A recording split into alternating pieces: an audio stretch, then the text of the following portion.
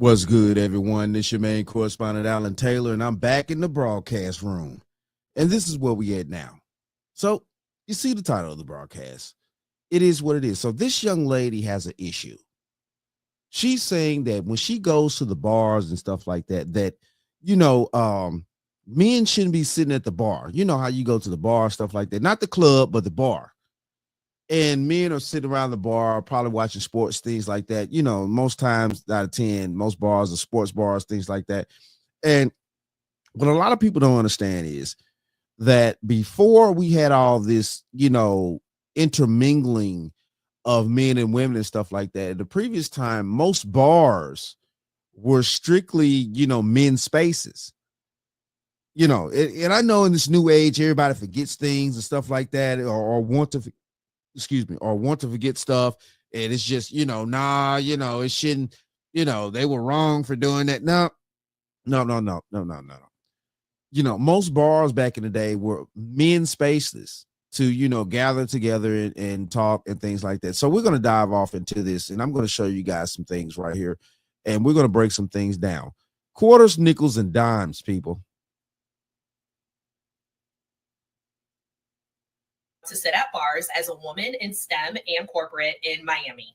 I posted a TikTok about how so many men were sitting at the bar disproportionately when I've been going to my favorite local bar in Brickell. And I've noticed that even as a woman, there's almost like a reverse in polarity in the bar scene or even nightlife scene where, women are usually the ones who are sitting at the bar stools. You're approached by men. You get to conversate much more easily because you're in your feminine energy, right? You're approachable. And if you listen to a lot of love stories from people in past generations who met their partners out in nightlife or at the bars, the women were always approached by their partners, whether they were on the dance floor or maybe they were at the bar sitting and having a cute little cocktail, and then their future husband noticed them. But what I noticed in my comments in my last video is that so many men were triggered by me posting that silly little TikTok and saying, oh, well, there needs to be equality, or that, I have the right to sit at the bar, blah, blah, blah. And what's just highlighting is that, one, a lot of people don't understand that the polarity in relationships is reversing, where a lot of men are more so in their feminine energy in an unhealthy way, where they're more passive, or they have a unhealthy idea that being masculine or being in your masculine energy means having to control a woman. They think it's amazing to me now all of a sudden that the men are like, okay, we're down with this equality shit. These women are tripping out here. So what the French toast is there to think about? It's amazing to me. Now that all the men are on board with this equality, baby, you can work. You're a strong, independent woman. Man, it's crazy out here. No, ma'am.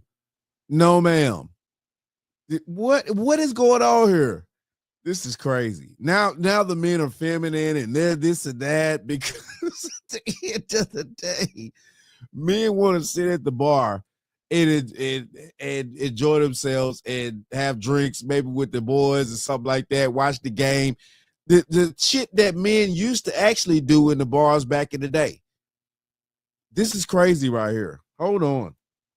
Think it's about asserting dominance and power. And that's not true masculine leadership, right? Oh, getting up and giving up your seat at the bar does not mean that you're losing control. It means you're creating a safe container for the women at the bar, where the women know, hey, I'm going to be provided for, even if it's in little ways. I can rest my feet. I can sit down comfortably. A matter of fact, if you're doing that as well with good intentions and not like ulterior motives, like those women, right? Or whatever woman you give up your seat for, you never know, that can lead to another date, but you have to be willing to kind of lead and provide that energetic container for a lady to feel safe, to feel comfortable, to feel like she can just loosen up and have fun while she's out. And a lot. Listen, look, every time a man goes to the bar, doesn't mean that he's trying to pick up a chick. Listen, look. So what the French toast is there to think about? Jesus Christ, man. It's the delusion and the audacity in the thought process that a lot of these women have out here to think that every time a man goes out, he's trying to impress a woman. It's like, no, baby. Listen, look, man, I could have had a day at work. I want to go to the bar, watch the game, chill out, you know what I'm saying, eat a little bit, you know, do my thing, you know, get a little intoxicated. The problem here is in the 21st century is that most of these women, not all, but most of these women think it's all about them all the goddamn time. Men don't always go out to get women. This is egregious. And this type of thought process is what's leading down this dangerous path of, you know what I'm saying, women thinking that men do everything in life just to appease them. And that's not even the case. Listen, look, I'm finna show you guys a little something. This is the history of what bars used to be. Okay, we're gonna go back, but I gotta show you guys this. And I did a broadcast on this a while back, a few years back, about, you know what I'm saying, the bar scene and women, you know, being acclimated into the bars. You know, this was in 1974. So by the late 80s, early 90s, women were starting to go to the bars and stuff like that. And, you know, they were being, you know, technically allowed in. Yeah, I said it. They were being allowed in because before then, bars were men's spaces. That's where we went to go talk. That's where we went to go chill out. You know what I'm saying? Drink, curse, talk shit, maybe even fart. I mean, you know, without all the have to be a gentleman in these spaces around women. Because the thing of this is, as men, if we respect women, of course, you know what I'm saying, solid men, if we respect women, it's certain things we don't do around women that we chill out and we do around our boys and stuff like that. You know what I'm saying? So let's go here now. Let's hear what this is. Let's hear the situation, and y'all gonna understand where I'm coming from. I can say F's and B's and C's in here where there's only men. You think women are going to be shocked by your language? That's why you don't want them in here, is it? Well, let me put it this way. We put a restraint on ourselves. You're afraid of women. Let up. Well, you must be afraid of us hearing your language. Well, perhaps we're decent people and we don't like swearing in front of women. What would you do, sir, if women walked in here on... What did he say? Hold on.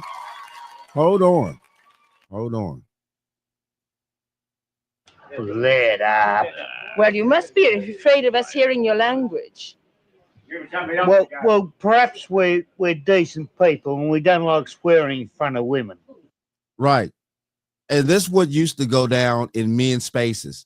When we had men only spaces, we would go camping, all types of things as men. All this stuff has been stripped from us. We don't even have the fucking Boy Scouts anymore, where men can get together, go out, you know, camp, stuff like that, start fires, maybe, catch some fish, or, you know, delete a rabbit or two, you know, in the woods, whatever, and, you know, eat amongst each other, talk, fellowship.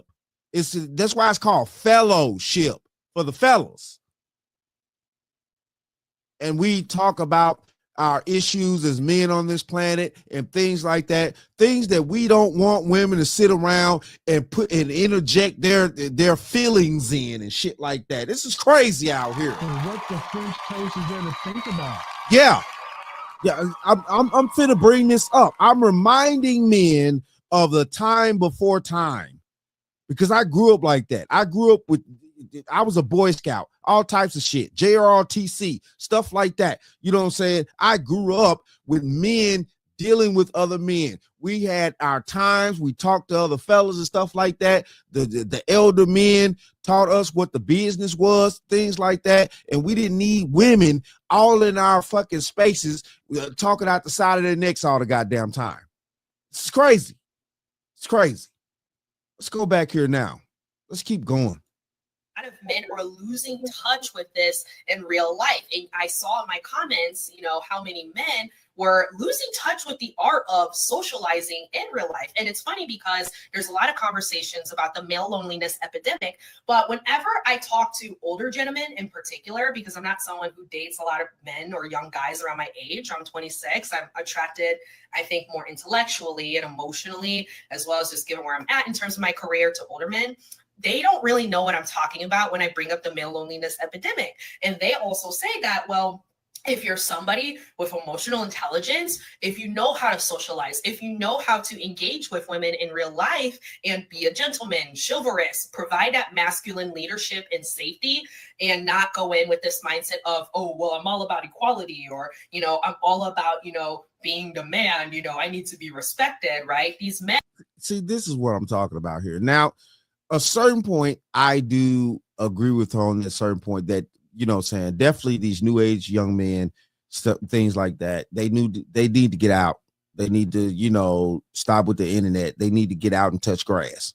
Real talk, just being honest. So what the French toast They need to get out, smell the air of life, mingle, learn how to communicate in society, stuff like that. They definitely need to do that. But at the same time, though, too, yeah, it's all this crazy feminist ideas and stuff like that that's got these young men kind of locked out and locked down mentally and stuff like that, and how we also raising our children in society. It's a lot. It's complicated, but it's the truth.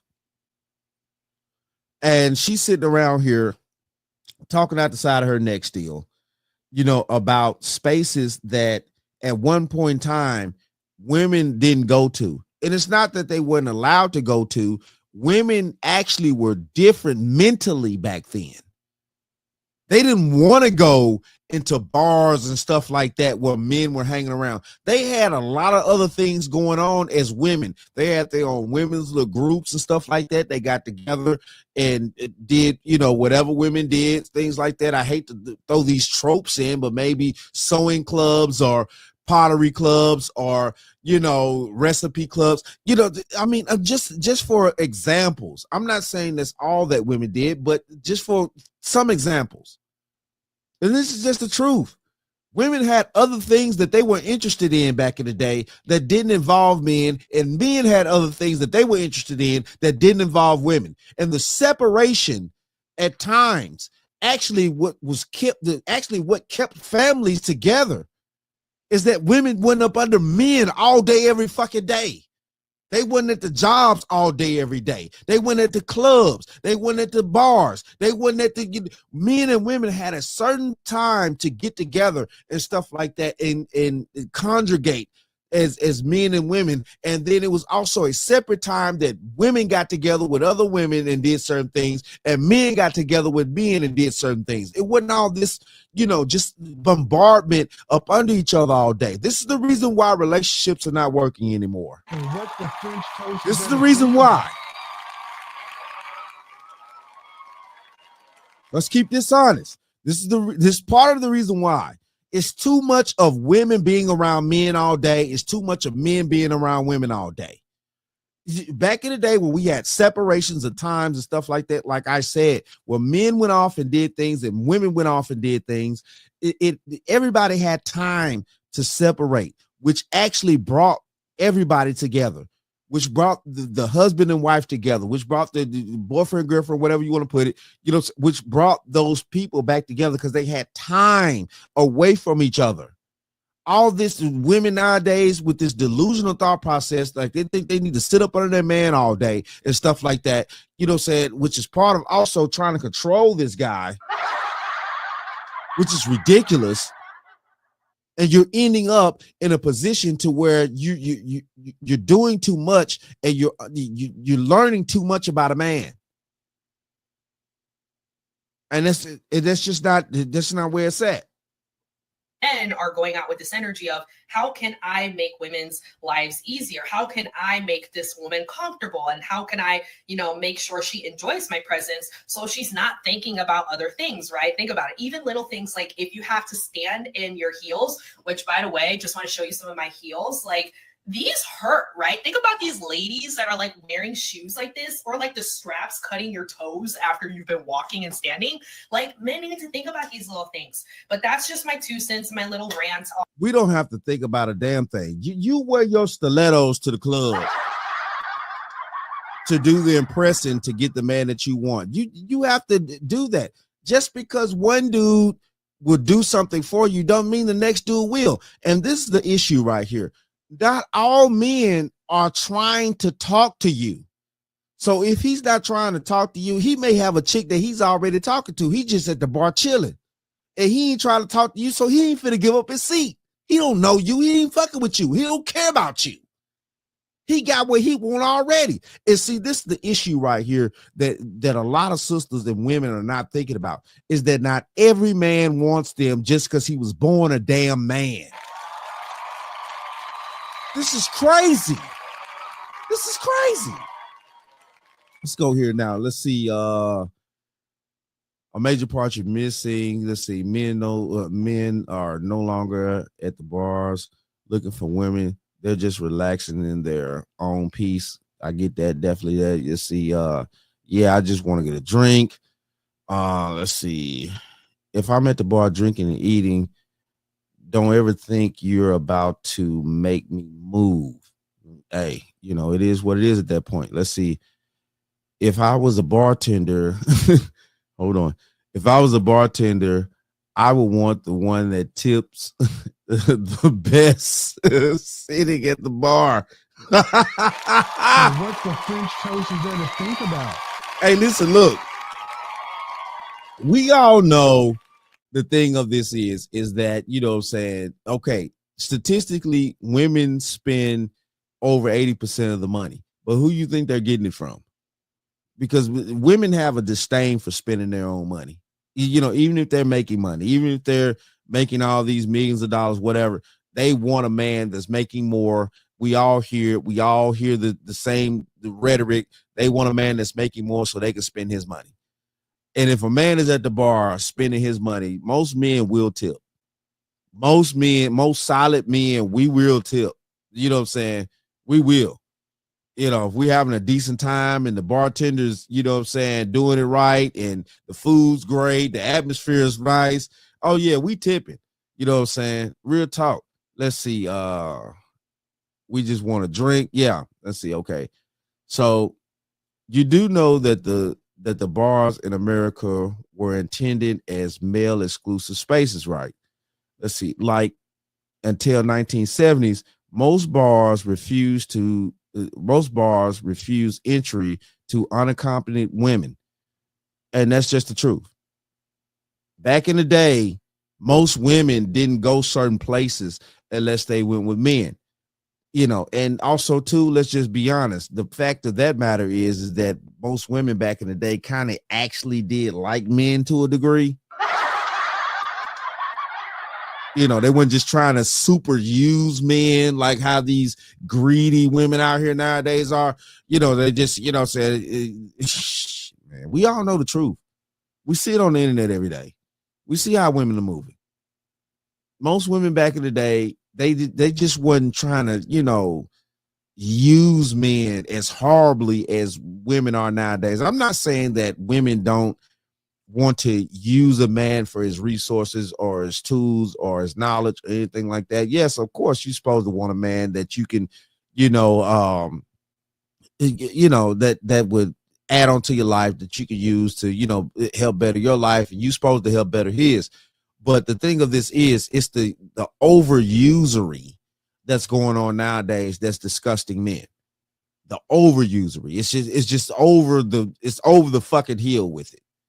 But this is where we at, man. And I'm 10 toes down. I'm telling y'all right now, bars used to be spaces for men to gather, talk to each other, strategize, things like that, tell each other our problems, stuff like that. because at the end of the day, though, most men back in the day knew to not talk to their wives about certain issues and stuff like that until we got to this watered down ass situation that we in today. And men, you know, these women are begging y'all to, oh, talk to me about your issues and problems, stuff like that. That's why you need solid male friends in order to figure out problems and things like that. And your woman just need to be at the house, chill out with her friend girls. And it would definitely, if she got solid friend girls, if she got trash friend girls, you need to get rid of the bitch. But that's a whole nother topic. Real talk. And what the French toast is there to think about?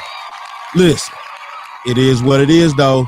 Shout out to all my subscribers. Mad love to y'all. If you're new to the channel, please hit that like, share, subscribe button. Make sure you ring that bell to be notified whenever I decide to post things. And like I always say, and that, my friends, is the bottom line. That, my friends, is the bottom line.